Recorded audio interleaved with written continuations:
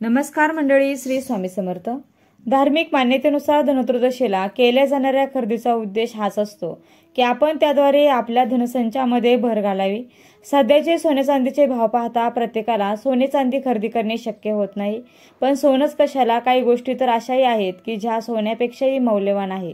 आपण त्याची किंमत पैशामध्ये करू शकत नाही आणि या वस्तू साक्षात देवांचे वैद्य भगवान धन्वंतरी यांना देखील प्रिय आहे। आणि जी वृद्धी आपल्याला धनतेरसला सोने खरेदी करून होते, अगदी तशीच आपली जी आर्थिक वृद्धी आहे तर ती या गोष्टी खरेदी करून होणार आहे। चला तर मग आजच्या या व्हिडिओला शेवटपर्यंत नक्की पहा आणि जाणून घ्या की धनतेरसच्या दिवशी तुम्हाला काय खरेदी करायचं आहे, ज्या गोष्टीमुळे तुमची आर्थिक वृद्धी ही फक्त 10 पटीने नाही तर 13 पटीने वाढेल। त्यासाठी आपल्या व्हिडिओला शेवटपर्यंत नक्की पहा। बघा, पुराणानुसार जेव्हा धन्वंतरी देवांचा जन्म झाला तेव्हा ते एका पात्रात अमृत घेऊन आले होते, देव धन्वंतरी, आणि या दिवशी कलश घेऊन प्रकट झाल्यामुळे या दिवशी भांडी विकत घेण्याची देखील परंपरा आहे। आता एक एक करून मी तुम्हाला माहिती देखील सांगते की आपल्याला नेमकं काय काय घ्यायचं आहे। बघा, ज्यांची परिस्थिती आहे तर त्यांनी सोनं चांदी घ्यावं। त्याचबरोबर सोन्या चांदीपेक्षाही या दिवशी जी काही तांब्या पितळची भांडी असतात किंवा तांब्या पितळच्या वस्तू असतात तर त्या घेण्यालाही तितकंच महत्त्व आहे। तुमच्याकडे देवपूजेतलं म्हणजे देवाचं ताट नसेल, तामण ज्याला आपण म्हणतो, तर ते किंवा समया नसतील किंवा देवपूजेतले दिवे नसतील किंवा काही विशेष देवी देवतांच्या मूर्ती तुमच्याकडे अद्याप नाहीयेत किंवा श्रीयंत्र नाहीये, कुबेर यंत्र नाहीये, पण तुम्हाला बऱ्याच दिवसापासून ती घेण्याची इच्छा आहे, तर धनत्रयोदशीच्या निमित्ताने तुम्ही या तांब्याच्या किंवा पितळाच्या वस्तू आवर्जून बनवून घेऊ शकता किंवा खरेदी करू शकता। पण धनतेरसला स्टीलची भांडी खरेदी करणे टाळावे। ज्योतिषशास्त्रानुसार स्टील हे राहू ग्रहाशी संबंधित आहे। राहू हा एक तामसी ग्रह मानला जातो। शुभ मुहूर्तावर राहूशी संबंधित वस्तू घरात आणल्यास त्याचे नकारात्मक परिणाम होऊ शकतात। पण तुम्ही पितळ खरेदी केल्याने गुरुग्रह मजबूत होतो, तसेच पितळच्या भांड्यात जेवण केल्याने देखील सूर्यग्रह हा बलवान होतो। बघा, उपाय नंबर 2, जर तुम्हाला चांदीची वस्तू खरेदी करणे शक्य असल्यास पितळाच्या वस्तूसोबत तुम्ही चांदीची एखादी लहान वस्तू, वाटी, नाणे नक्की खरेदी करू शकता।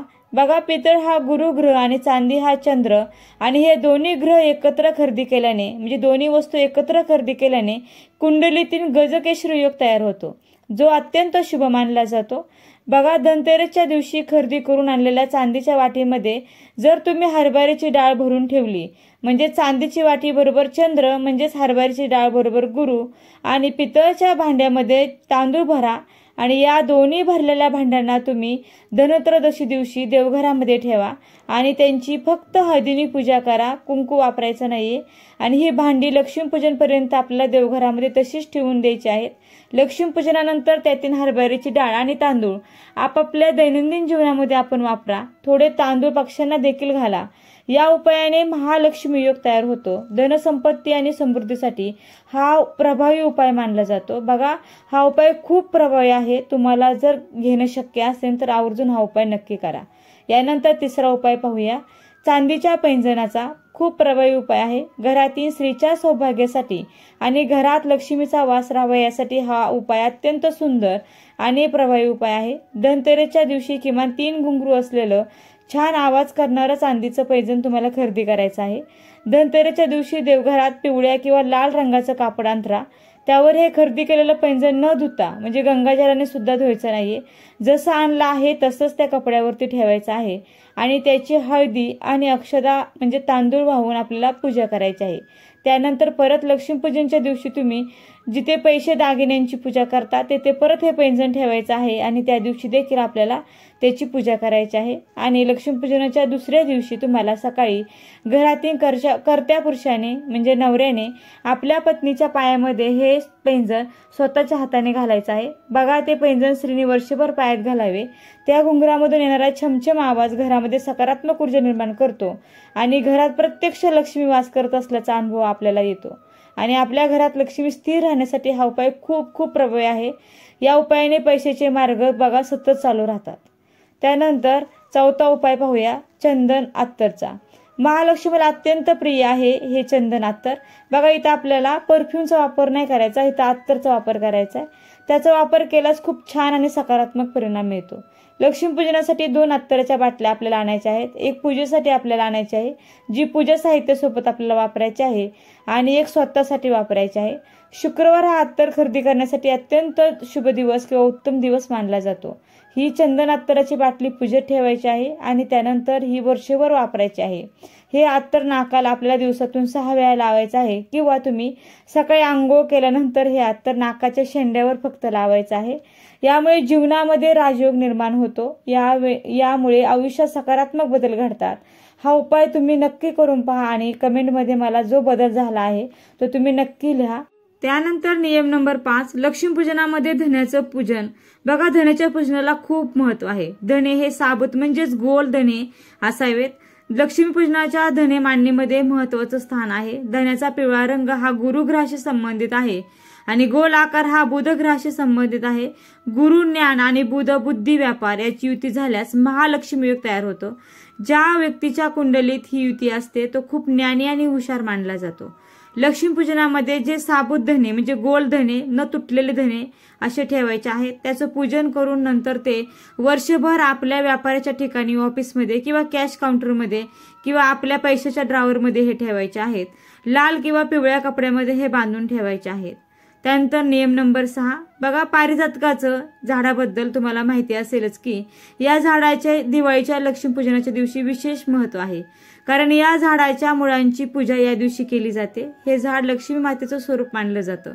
या झाडाला खूप महत्व आहे, त्याच्यामुळे लक्ष्मीपूजन दिवशी या झाडाची पूजा आवश्यक करावी. त्याचबरोबर लाजाळूचं झाड, बघा, लाजाळू झाडाच्या बियांची पूजा केल्यामुळे पैसे त्या घरामध्ये अजिबात कमी पडत नाहीत. पूजा कशी करायची, तर तुम्ही या लाजाळूच्या झाडांच्या बिया अमावस्या, पौर्णिमा किंवा अष्टमी या कोणत्याही दिवशी आणायच्या आहेत आणि त्याची लक्ष्मीपूजन दिवशी लाल किंवा पिवळ्या वस्त्रावरती ठेवून आपल्याला ते उजव्या हातामध्ये घ्यायचे आहेत. आणि तुम्ही जो मंत्र म्हणणार आहात तो अगदी तुमचा गुरुचा असेल तरी चालेल, पण मंत्र म्हणत असताना मनामध्ये कोणतेही विचार असता कामा नये आणि तो मंत्र ही स्पष्ट असावा. तो मंत्र तुम्ही 108 वेळा किंवा एखाद्या देवीचं स्तोत्र 11 वेळा म्हणू शकता. गायत्री मंत्र 108 वेळा म्हणू शकता. श्री सुक्तम, कनकधारा स्तोत्र, कुंजिका स्तोत्र यापैकी कोणतेही स्तोत्र तुम्ही 11 वेळा म्हणू शकता. नंतर ते बीज पूजेमध्ये ठेवू शकता. पूजेमध्ये ठेवावे आणि हा उपाय बरेच व्यापारी लोक करतात. बघा, प्रत्येक उपाय करताना तुमच्या मनामध्ये त्याबद्दल श्रद्धा असावी. उपाय खूप खूप प्रभावी आहे. जमलं तर तुम्ही हे उपाय नक्की करून पहा. शिवाय बाकीचे उपाय देखील खूप प्रभावी आहेत, ते देखील तुम्ही नक्की करून पहा. दिवाळी आणि लक्ष्मीपूजनाचे विशेष नियम देखील पाहूया. ज्या घरामध्ये लक्ष्मीचं आगमन होणार आहे त्या घरात लक्ष्मीपूजनाच्या दिवशी जेवण हे बनवलंच पाहिजे. कारण आपण काय करतो की आपल्या घरात दिवाळी आहे म्हणून जेवण बनवत नाही, पण तुम्ही खीरपुरी किंवा कोणत्याही गोडाचा पदार्थ आवश्यक या दिवशी बनवायचा आहे. आणि या दिवशी स्वयंपाक न केल्यास आपल्याला लक्ष्मी मातेचा आशीर्वाद मिळत नाही. त्याच्यामुळे या दिवशी आपल्याला स्वयंपाक हा ताजा बनवायचाच आहे. कारण काही ठिकाणी लक्ष्मीपूजन दिवशी पुरणपोळीचा स्वयंपाक देखील बनवला जातो. बघा, लक्ष्मीपूजन दिवशी बेडशीट खरेदी करणे किंवा भेट देणे ही देखील एक मोठी परंपरा आहे. लक्ष्मीपूजन दिवशी नवीन बेडशीट आणि उशांचे कवर खरेदी करून बेडशीट बेडवर अंतरावे. उशांचे कवर उशांना घालावे आणि त्या बेडवर कोणीही बसायचं नाही किंवा त्या दिवशी कोणीही झोपायचं नाही. असं मानलं जाते की जर दुसऱ्या सकाळी त्या बेडशीटला सुरकुत्या पडल्या असतील तर लक्ष्मी मातेचं आपल्या घरामध्ये आगमन झालं आहे असं समजलं जातं. तसेच लक्ष्मीपूजनच्या दिवशी 2 झाडू खरेदी करावेत. एक झाडू तुम्ही तुमच्या लक्ष्मीपूजनात मांडावा आणि दुसरा झाडू तुम्ही गुपचूप मंदिरामध्ये दान करावा. यामुळे केतू ग्रह हा मजबूत होतो आणि त्याचा फायदा आपल्या मुलाला मिळतो. तसेच धनतेरसच्या दिवशी खरेदी काय करावे, काय टाळावे हे आपण थोडक्यात पाहिलं, पण अजून देखील पाहूया की ज्यांना देवी देवतांचे टाक घ्यायची इच्छा आहे त्यांनी टाक बनवून तुम्ही धनत्रयोदशीच्या दिवशी घरी आणून त्याची स्थापना करू शकता.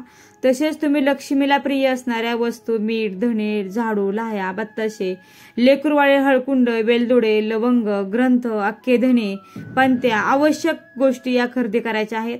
कारण लक्ष्मीला लागणाऱ्या या गोष्टी या दिवशी खरेदी करणं अत्यंत शुभ मानलं जातं.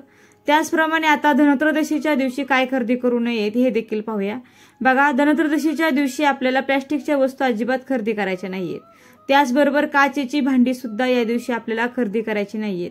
यामुळे आपल्या कुटुंबातील सदस्यांना आर्थिक समस्येचा सामना करावा लागू शकतो. त्याचबरोबर धनत्रयोदशीच्या दिवशी चाकू, कात्री, सुरी यासारख्या देखील टोकदार वस्तू आणि धारदार वस्तू या सुद्धा आपल्याला धनत्रयोदशीच्या दिवशी अजिबात खरेदी करायच्या नाहीयेत. त्याचप्रमाणे धनत्रयोदशीच्या दिवशी लोखंडाच्या वस्तू अजिबात खरेदी करायच्या नाही. धनत्रयोदशीला लोखंडी वस्तू खरेदी केल्या तर कुबेर देवता आपल्यावरती क्रोधित होतात आणि पूजेचं फळ जे आहे ते आपल्याला अजिबात मिळत नाही. त्यामुळे धनत्रयोदशीला आपल्याला लोखंडाच्या वस्तू अजिबात खरेदी करायच्या नाही, तसेच स्टीलच्या वस्तू देखील आपल्याला खरेदी करायच्या नाहीयेत. त्याचबरोबर धनत्रयोदशीच्या दिवशी भले कोणती वस्तू खरेदी करायची झाली नाही तरी तुम्ही नकली दागिने अजिबात खरेदी करू नका, कारण या दिवशी तरी अजिबात करू नका. त्यामध्ये सुद्धा आपल्याला बघा लोखंडाचा या दागिन्यामध्ये वापर केलेला असतो, त्यामुळे हे वस्तू सुद्धा आपल्याला घेणं टाळायचं आहे. आता दिवाळी म्हटलं की आपण नवीन कपडे खरेदी करतो, तर त्यामध्ये आपण धनत्रयोदशीच्या दिवशी काळ्या रंगाचे कपडे अजिबात खरेदी करू नये. भले तुम्हाला काळ्या रंगाचे कपडे खरेदी करायचे असतील तर ते तुम्ही धनत्रयोदशीच्या अगोदर तुम्ही खरेदी करू शकता. मात्र धनत्रयोदशीच्या दिवशी काळ्या रंगाचे कपडे किंवा काळ्या रंगाच्या वस्तू या अजिबात खरेदी करायच्या नाहीयेत. ही चूक तुम्हाला करायची नाही. आणि हा एक चांगला सणवार आहे, लक्ष्मी आगमनाचा दिवस आहे, त्यामुळे काळा रंग खरेदी करणे म्हणजे थोडक्यात निषेध या अर्थाने आपण त्याला म्हणतो. तर त्यामुळे काळा रंग या दिवशी अजिबात खरेदी करायचा नाहीये. आता बघा ही जी खरेदी करायची आहे यासाठी देखील मी तुम्हाला शुभ मुहूर्त सांगते. तर येत्या 18 ऑक्टोबरला 2025ला शनिवारच्या दिवशी आलेले आहे धनत्रयोदशी, म्हणजेच उद्या, म्हणजे दिवाळीचा हा दुसरा दिवस आहे. तर बघा शनिवारी म्हणजे 18 ऑक्टोबरला सकाळी 8:03 ते सकाळी 9:30 या शुभ मुहूर्तावरती आपल्याला खरेदी करता येईल. त्यानंतर दुपारी 1:50 ते सायंकाळी 4:45 लाभ मुहूर्त आहे. त्यानंतर बघा सायंकाळी 6:12 ते रात्री 7:45 देखील लाभ मुहूर्त आहे.